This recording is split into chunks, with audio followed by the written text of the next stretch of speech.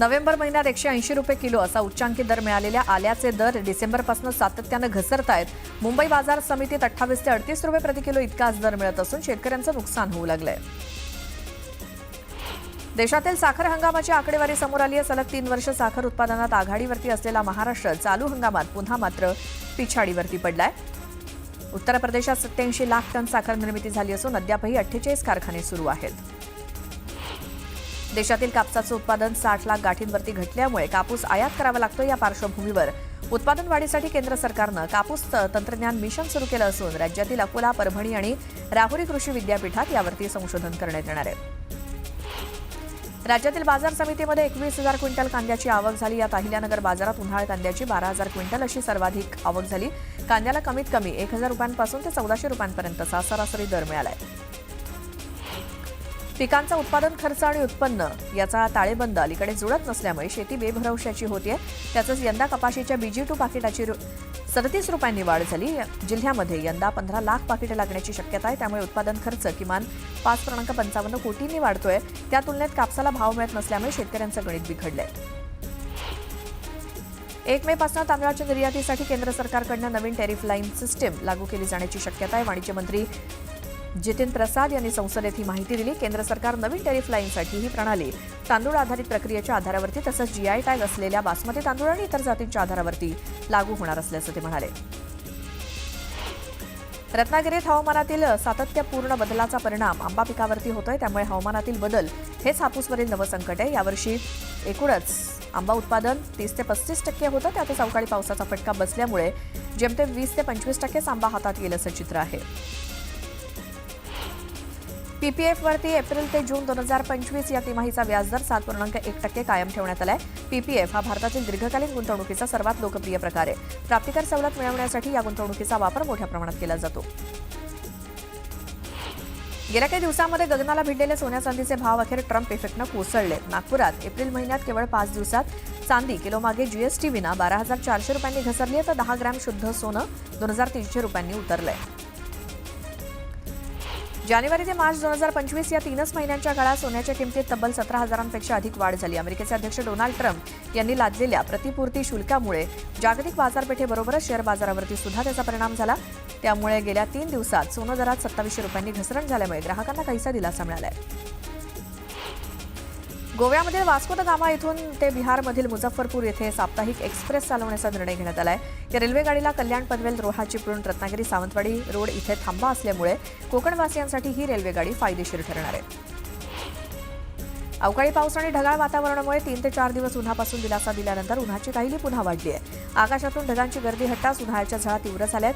पाऱ्यानं पुन्हा उसळी घेतली आहे. ढगाळ वातावरणात 30 अंशांच्या खाली घसरलेला विदर्भातला पारा 2 दिवसात पुन्हा 10 ते 14 अंशांनी उसळी घेत 40 अंशांच्या वर पोहोचलाय. मुंबईमध्ये सध्या असह्य उकाडा सहन करावा लागत असून पुढील 2 ते 3 दिवस हीच परिस्थिती कायम राहण्याचा अंदाज प्रादेशिक हवामान विभागानं वर्तवलाय. मागील काही दिवसांपासून प्रचंड उकाडा आणि उन्हाच्या झळा आणि काहिली यामुळे मुंबईकर अक्षरशः पोळून निघाले. अवकाळीचा प्रभाव ओसरताच विदर्भामध्ये पुन्हा उन्हाचे तीव्र चटके जाणवू लागले. रविवारी कमाल तापमानानं आणखी उसळी घेत 44 अंशांच्या दिशेने झेप घेतली. कोकणामध्ये उष्ण आणि दमट हवामानाची शक्यता असल्यामुळे येलो अलर्ट देण्यात आलाय. नागपूर, अकोला आणि यवतमाळसह राज्यात ठिकठिकाणी तापमानाने 40शी पार केली आहे. तर येत्या 2 ते 3 दिवसात राज्यातील अनेक ठिकाणी तापमानात 2 ते 3 अंशांनी वाढ होण्याची शक्यता हवामान विभागानं वर्तवली आहे. छत्रपती संभाजीनगरमध्ये यंदाच्या उन्हाळ्यातील रविवार सर्वात जास्त उष्ण ठरला. काल 40 डिग्री तापमानाची नोंद करण्यात आली. यंदाच्या एप्रिल महिन्यामध्ये उष्णतेच्या तीव्र लाटा येतील असा अंदाज हवामान विभागानं वर्तवला आहे. राज्यामध्ये उन्हाचा तडाखा वाढतोय. उकाड्यानं नागरिक हैराण होत आहेत. अनेक जिल्ह्यातील तापमानानं 40शी ओलांडली आहे. या वाढत्या उष्णतेमुळे राज्यामध्ये गेल्या महिन्याभरात 30 जणांना उष्माघाताचा झटका बसलाय. मुंबईमध्ये उष्माघाताचा एकही रुग्ण आढळलेला नाही. यावर्षीच्या मान्सूनचा अंदाज हवामान विभागानं जाहीर केलाय. यावर्षी हवामान विभागानं यंदाच्या नैऋत्य मोसमी पावसाच्या हंगामात अल निनोची शक्यता फेटाळून लावली आहे. मुंबईला पाणीपुरवठा करणाऱ्या 7ही धरणांमधील पाणीसाठा वेगानं कमी होत असून सध्या या धरणामध्ये मिळून 33% पाणीसाठा शिल्लक आहे. पाऊस पडेपर्यंत हे पाणी पुरणार नसल्यामुळे मुंबई महानगरपालिका प्रशासनानं आधीच राज्य सरकारकडे राखीव साठ्याची मागणी केली. जळगाव जिल्ह्यात गेल्या वर्षी सरासरीपेक्षा 120 मिलीमीटर जास्त पाऊस झाला होता. परंतु आवर्तनातून पाण्याचा वारेमाप वापर आणि उष्ण वातावरणामुळे बाष्पीभवनाचा वेग मोठ्या प्रमाणात वाढलाय.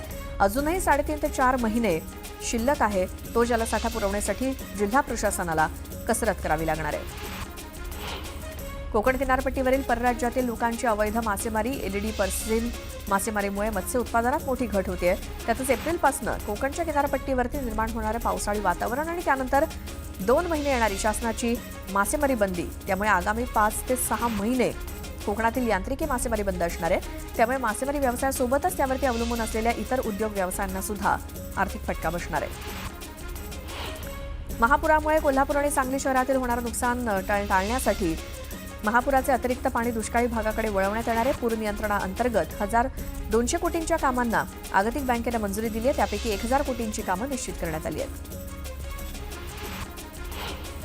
मुंबई गोवा राष्ट्रीय महामार्गावरील कशेडी इथल्या दोन्ही बोगद्यामध्ये पाणी गळती लागली आहे. राष्ट्रीय महामार्ग विभागाच्या अभियंत्यांसमोर ही गळती थांबवण्याचं आव्हान असून येत्या 2 महिन्यात ही गळती बंद करू असा विश्वास राष्ट्रीय महामार्ग विभागाला आहे. करोडो रुपयांचा खर्च करूनही गळती थांबत नसल्यामुळे वाहन चालकांना त्रास होतोय.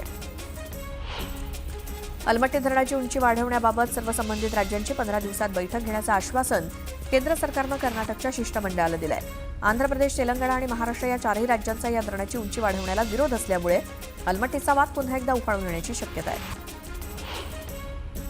लातूर जिल्ह्यातील उदगीर ग्रामीण पोलीस ठाण्याच्या हद्दीतील एका म्हशी चोरणाऱ्या आरोपीने चांगलाच उच्छाद मांडला. गेल्या 2.5 वर्षांपासून तो पोलिसांना गुंगारा देत होता. मात्र पोलिसांनी या आरोपीची माहिती मिळाल्यानंतर आरोपी अशोक हा एका मोठ्या गटारात जाऊन लपला होता. पोलिसांनी त्याला गटारातनं बाहेर काढून रेल्वे स्टेशन परिसरातल्या कार वॉशिंग सेंटरवरती नेलं आणि तिथे त्याची अशी अनोखी धुलाई केली. पानशेत धरणात पोहताना पुण्यातील तरुणाचा बुडून मृत्यू झालाय. पोलिसांनी दिलेल्या माहितीनुसार या ठिकाणी 2 जण धरण परिसरात फिरण्यासाठी गेले होते. मात्र या ठिकाणी पोहण्यासाठी गेल्यानंतर दोघांपैकी एकाचा बुडून मृत्यू झालाय. सोलापुरातील मोहोळ तालुक्यात जन्मदाती आई आणि मुलीच्या नात्यातील मायेचा ओलावा आटल्याचं बघायला मिळालंय. जन्मदात्या आईचा मृतदेह समोरून गेला, मात्र अंत्यसंस्कारासाठी 8 मुली आणि सख्खा भाऊ पुढे आला नाही. दरम्यान प्रार्थना फाउंडेशनचे प्रसाद मोहिते यांनी आपल्या सहकाऱ्यांसोबत भीमाबाई चटके यांच्या पार्थिवावर अंत्यसंस्कार केले. अलिबागमध्ये राम जन्मोत्सवानिमित्त भव्य शोभायात्रा काढण्यात आली. या शोभायात्रेत केरळच्या ढोल पथकाला पाहण्यासाठी नागरिकांनी गर्दी केली. सिल्लोड येथे श्रीराम जन्मोत्सव सोहळा उत्साहात पार पडला. शहरातील श्रीराम मंदिरात दिवसभर धार्मिक कार्यक्रमाची रेलचेल बघायला मिळाली.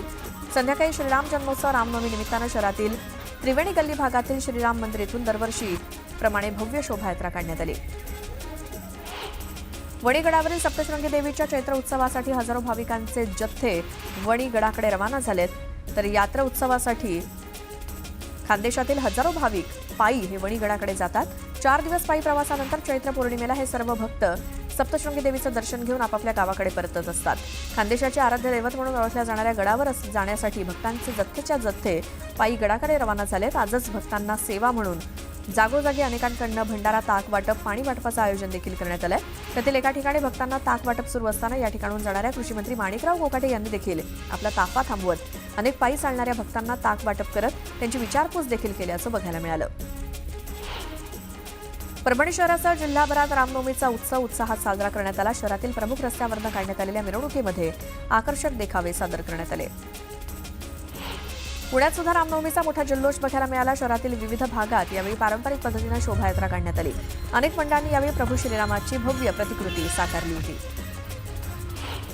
रामनवमी निमित्तानं गोंदियातील गोरेगाव आणि आमगाव तालुक्याच्या सीमेवरती असलेल्या मांडोदेवी देवस्थान इथे सामूहिक विवाह सोहळ्याचं आयोजन केलं होतं. या सामूहिक विवाह सोहळ्यामध्ये 137 जोडपी विवाहबद्ध झाली.